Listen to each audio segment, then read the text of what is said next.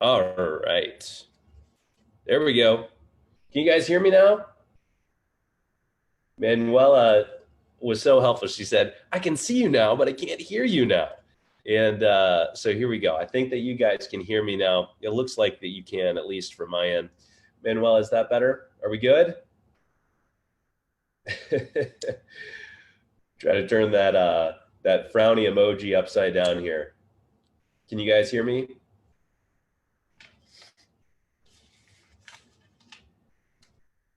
All right, much better. Dan, thank you so much for hanging with us. So what I was describing earlier was just the comedy that was associated with what just went down here on this Facebook Live. This is my first time using Facebook Live with a piece of software called Zoom, which is actually a wonderful piece of software. I've had really good luck with it. I've co-hosted with it, but for whatever reason, I had a difficult time um, understanding it with a live stream, just one-on-one here. And then I wanted to make sure that I was able to share my screen with you because I put together a little bit of a keynote to accompany this Facebook Live session. So thank you so much. All right. Yes, yes, we can. Rodolfo, thank you so much. All right, guys. So it looks like we're all systems go right now. If you guys had checked in with our previous live stream, not this morning, but the live stream that we did a couple days ago. That one looked like I was a piece of Swiss cheese. I was so pixelated. I think we've got much better video quality here, and we'll be good on a go-forward basis. But in that video, I talked about Stuccco. I talked about what we did in 2018. I welcomed you into 2019, and we talked about what's on the horizon for Stuccco. But I promised you that these videos would be a whole lot less about Stuccco and more about you, about delivering some value to you, about home design, and giving you some tips and tricks to make the most out of your particular spaces. So that's what I'm going to deliver with you here on this video. And then you'll see that this is actually going to be a series of videos that I'll do. We're just going to focus on one key component of 7 components that we'll discuss in the coming days. All right, fantastic. Alyssa just joined. We've got Manuela, Alyssa giving the wave emoji. Good morning, everybody. Awesome. So we have quite a few people around the world, actually, I think, joining. Where are you guys from? Again, we're from Louisville, Kentucky, Eastern time zone. So it's about 10:30 a.m. A little bit cold outside. Looks like there's going to be some snow on the horizon here. It's been quite warm recently, so looking forward to getting some snow to mix things up. I'm curious where everybody else is from. So if you wouldn't mind letting me know in the comments, that'd be fun. All right, guys. So what am I going to do on this video? I'm going to quickly share with you my story related to home design, and then we'll jump into some things that I've learned along the way that have worked quite well for me. So the warning here, the consumer warning here, is that I am not a professional interior designer. I don't pretend to be a professional interior designer. I'm just somebody who is learning by doing. And also, I'm pretty good at curating the tips that I find are working well for others, as well as connecting others with professional interior designers, which is one of the things that you can do within Stuccco. So I don't pretend. Again, all the tips that I'm going to share, my story, I'm going to share it from my perspective, which is that of somebody living in their own space, just trying to make improvements to it, and somebody who's passionate about home design. So if you're looking for professional advice, I can certainly connect you with that, both with individuals, but also with some really helpful content. We'll talk about that here in a bit. But this is my story. All right, so I'm going to share that with you, and let's see if I can share my screen. This is going to be the next challenge. All right. Wow, this is so cool. We've got people from Manuela. Okay, we've got people from California, Texas. Let's see, just moved back to Texas from New York on Tuesday. Manuela, nice. Moving south for the winter. Very smart of you. Horace is from Jacksonville, Florida. And okay, Bryan, Texas. South Dakota. Whew. Wow, I bet you guys are feeling a little bit icy right now. And let's see, who else we got? Imperial, California, Clinton, Iowa. Oh my God. We got people all around joining us. This is awesome. I love it. All right. Let's see. I want to make sure that you guys are able to see my screen. I just tried to share my content. It looks like it's coming in a little bit fuzzy on your end. All right, here we go. All right, looks like we're able to do it now. So let me just move this over because I can see it on the Facebook Live. So if you can see the little Facebook Live bit there, then we are moving and grooving.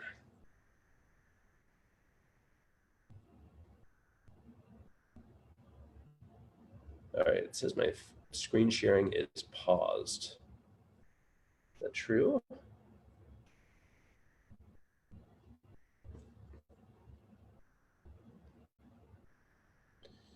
All right, come on now. I'm gonna stop the share and then we'll start this share one more time. Share that screen right there, and then we should be on the way. All right, cool. Alyssa can see it. Psalm, hey Psalm, what's going on? Good to see you, brother. All right, cool. So everybody can see it. So like I said, we're going to start with a little bit of a story, and then we'll jump into some home design tips that I wanted to share with you guys. So about 6 years ago, when I was 25, so I am coming up on 31 years old right now. Feeling quite a bit older than that in the moment, but but about 6 years ago, when I was 25, I started making enough money. After I remember, just after I would wake up and before I would go to sleep, I would be sifting through Craigslist. And what I was looking for on Craigslist, I felt like I was kind of panning for gold on Craigslist because, gosh, if you've ever been on that, there's some good stuff, but there's also a bit of I don't know, some suspect stuff. For example, in this screenshot here, let's see here, hide inspector. There we go. I also want to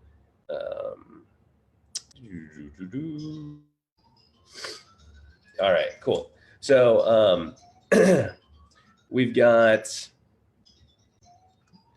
this screen here, which shows I'm looking for apartments on here, and they're showing advertisements and all sorts of other amateur graphic design bits here. So it is like panning for gold on Craigslist. I haven't been on Craigslist that much recently, but I imagine it's very similar to that. There are actually quite a few other options for looking for rental properties these days. Zillow, I think HotPads is one. So there are a lot of other options than I think that there used to be. But in my case, I was on Craigslist and I was looking for an apartment that was no more than $750 a month. Now, if you're from San Francisco or New York City, I know that we've got quite a few people. All right, we've got quite a few people from New York and California. They're probably saying, "Oh my gosh, are you sure that that's not a weekly price?" Because of the average rents out on the coasts. But here in kind of the heartland, yeah, you can rent a property for under $750. It's pretty decent, actually.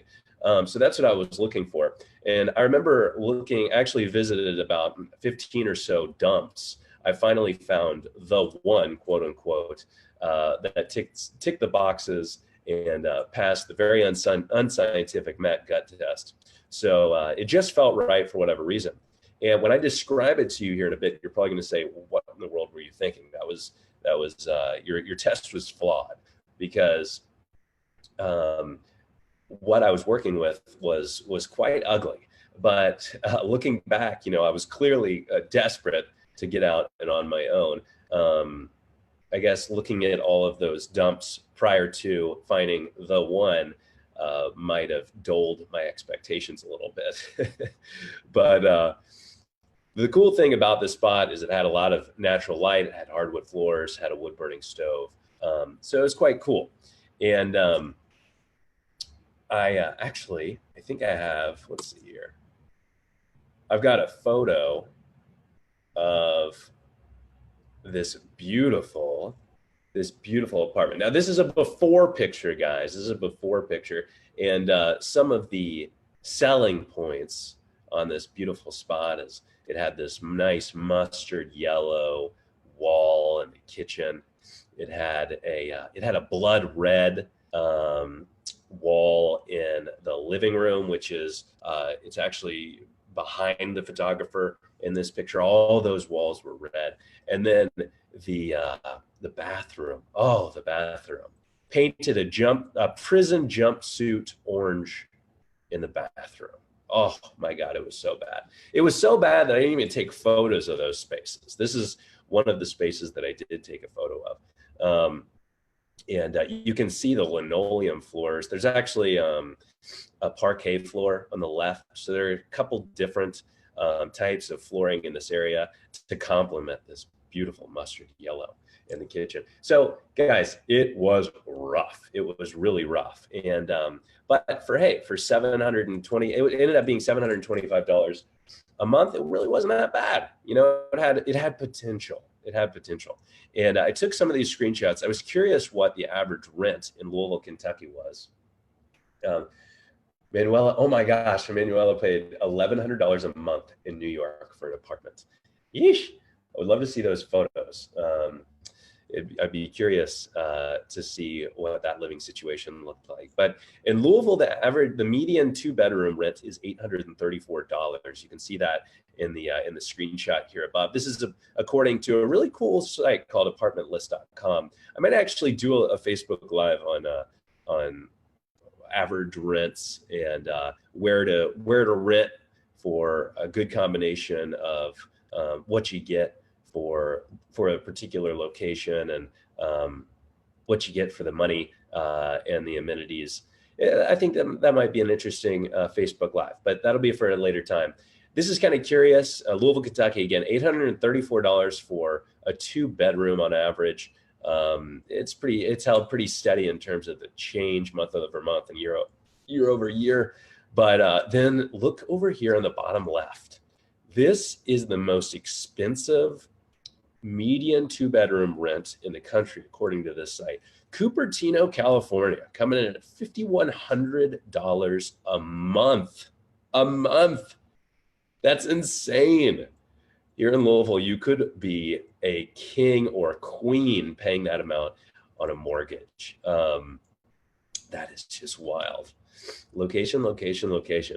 And then I was curious, what is the lowest median 2-bedroom rent in the country? And according to this resource, again, I don't know how accurate it is, but Anniston, Alabama.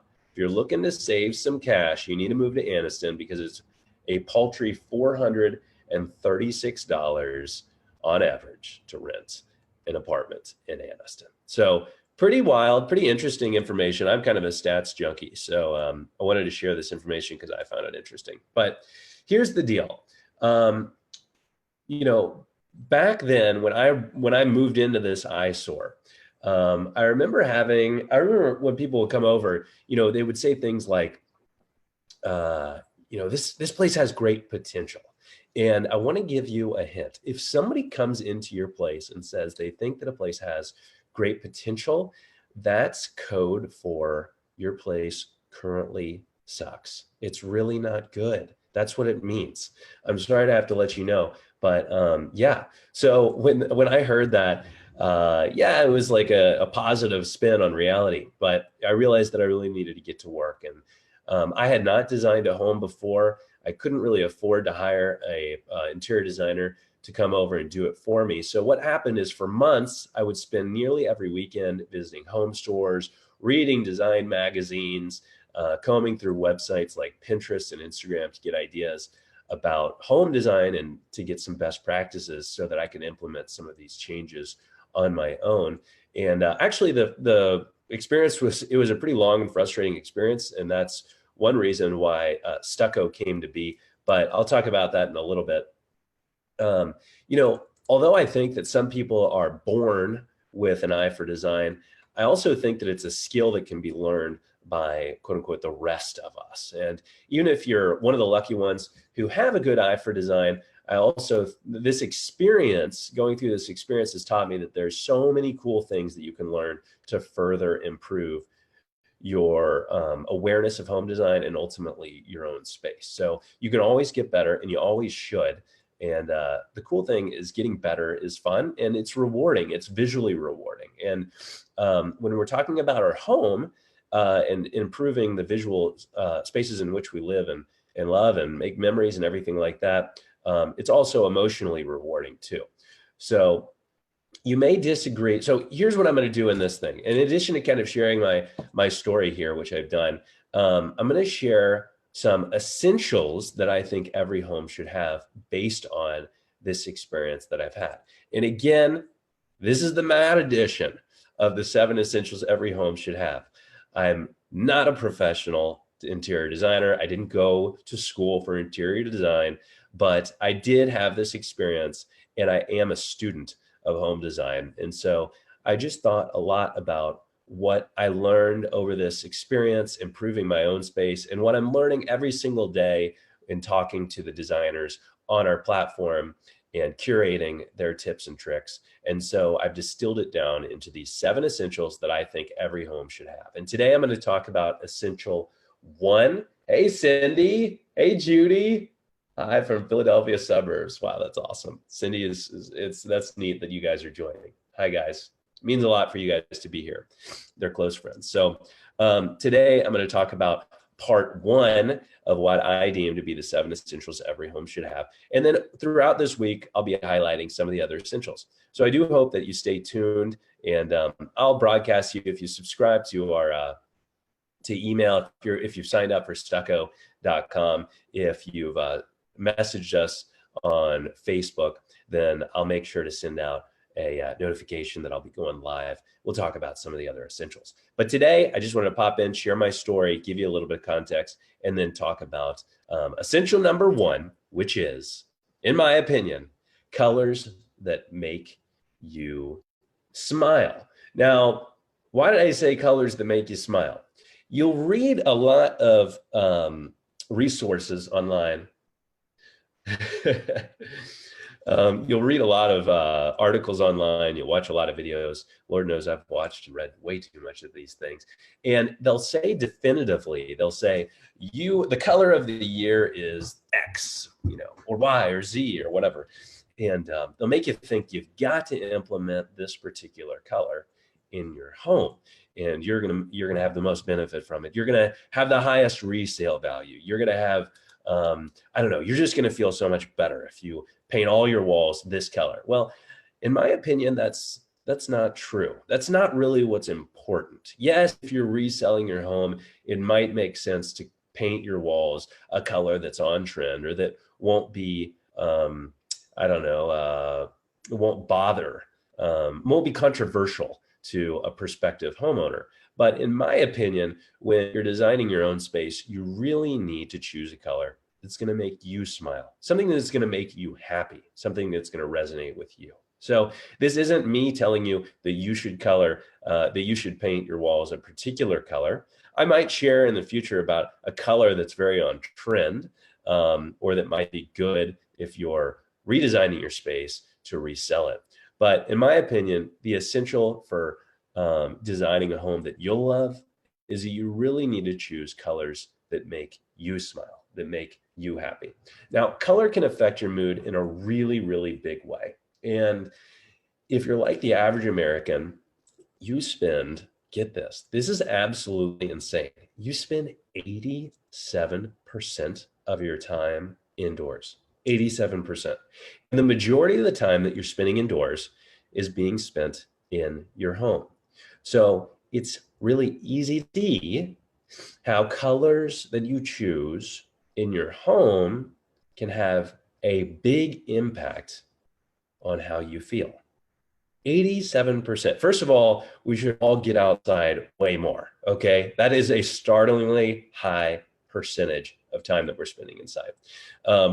But it all that We are living in these spaces primarily at home. More people are working from home than ever before. We're sleeping in our homes, so we're spending a lot of time sleeping in our homes. But we are in our spaces all the time. So deciding what colors to paint your wall really has a tremendous impact on your overall well-being, even on your productivity. So this is a really important um, thing to consider, in my opinion. And that's why I've chosen it for essential number one. So how can certain colors make you feel? I want to talk a little bit about how these colors can make you feel. Okay, so people have, you are probably aware that yellow will make you feel positive. A warm color might make you feel positive, and black might make you feel dreary. But I wanted to go a little bit more in depth in terms of how these colors can affect your emotions and even your productivity. So let's just walk down through this from a high level. And we could go into each of these categories in greater depth, but let's do it from a high level. So green has actually been linked to creative thinking.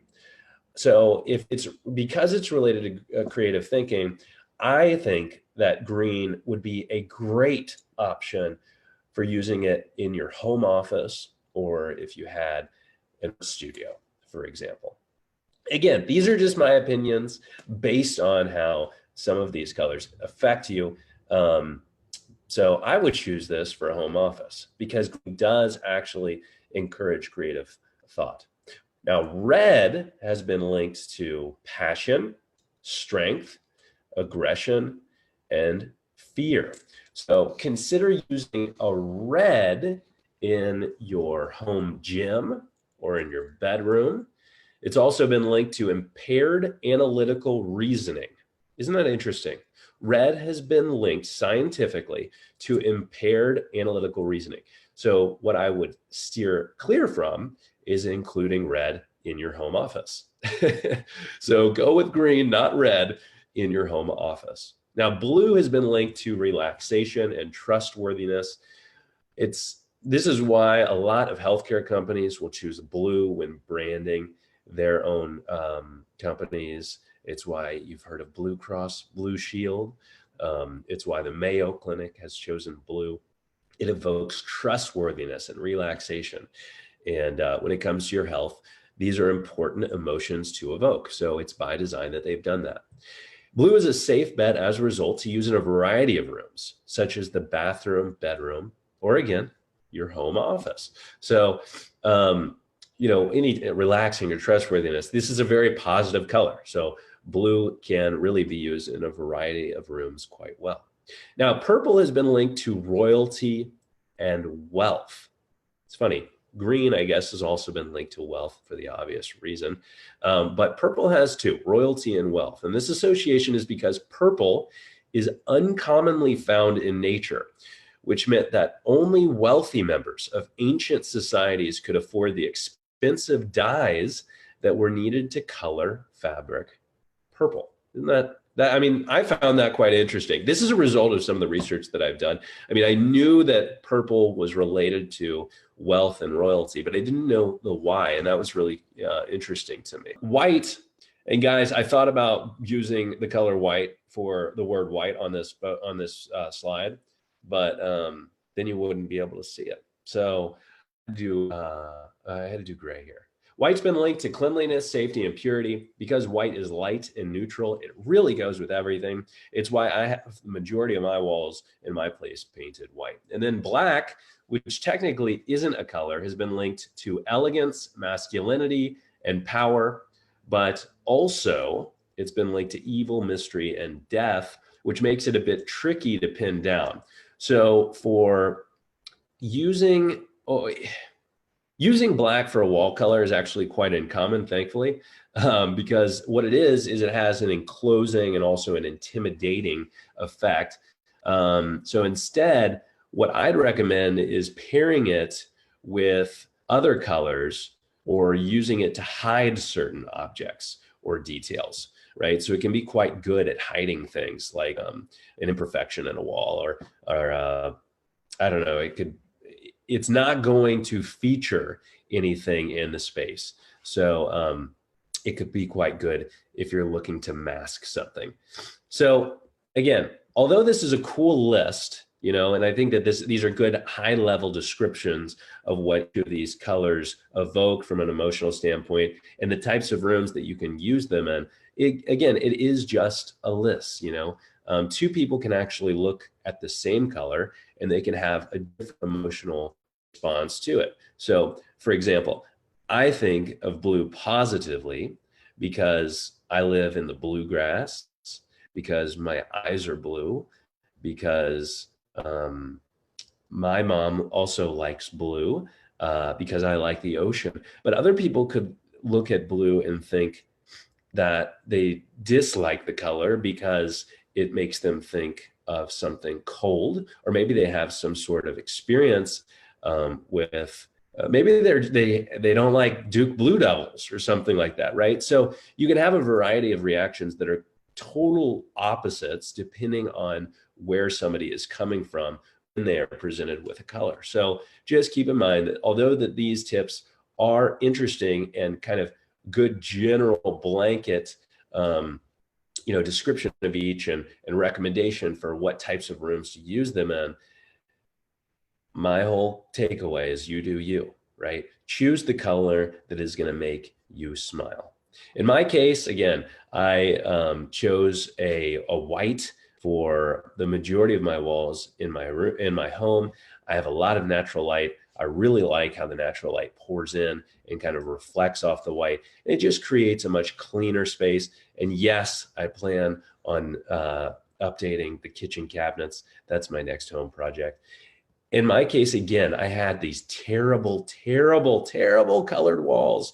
And guys, if you have walls that are colored a strong, potent color like that blood red color in my living room, or that prison jumpsuit orange color in my bathroom, then I recommend using Kills. This is what I used. It's a stain blocker and also a primer. You'll want to apply this at least one coat. You could probably get away with one coat, but I did, I think, 2 coats of Kills over that color, and that allowed me to start fresh when painting my actual permanent color on top of the Kills. You can find Kills at most home improvement stores like Lowe's or Home Depot. All right, so that's essential number 1, guys. That's it. That's my story. I'm sticking to it. That's essential number 1, and I really hope that you enjoyed this. Tomorrow I'll be back. We'll talk about essential number 2. Here's something that I want to let you know. If you like this kind of content, if you're interested in learning how to design beautiful rooms of your own, if you want some advice from professional interior designers, I want to introduce you to something new that we're just rolling out on Stuccco. It's called Stuccco Insider. And with it, you'll be able to learn how to design beautiful rooms quickly and affordably in your own style, leveraging what's available to you on Stuccco Insider. So I'll go ahead and include this. I'll include the comments, the link to Stuccco Insider if you're interested in giving it a look. You can actually try Stuccco Insider for free for a full 7 days and decide if you like it or not. If you don't, it's no skin off my back or yours, no money lost whatsoever. And you'll be able to just cancel it. And yeah, just get some really good tips, free tips as a result. So there you go, the link to Stuccco Insider. Give it a look, give it a go. You'll be able to actually see the other 6 essentials that I'll be discussing in the coming days. Right now, if you did join and take a look, you'll go into a content portal. You'll be able to see all the other essentials in advance of me reviewing them if you're interested in having access to that today. But regardless, I will touch on each of those essentials in the coming days, and I look forward to doing so. So thank you guys so much again for joining me today. You have really been through it. I've been through it. You guys have been through it even more because you've experienced the turbulence from a viewer standpoint. So thank you very much for sticking with me as I've dealt with some of the technical difficulties. It means a great deal to me. Thank you so much for letting me lead with value and teaching you about what I've found has helped me as I've been designing my own space. And I look forward to providing you some more valuable content in the coming days. All right. Thank you guys so much. Have a wonderful day, and I'll talk to you soon.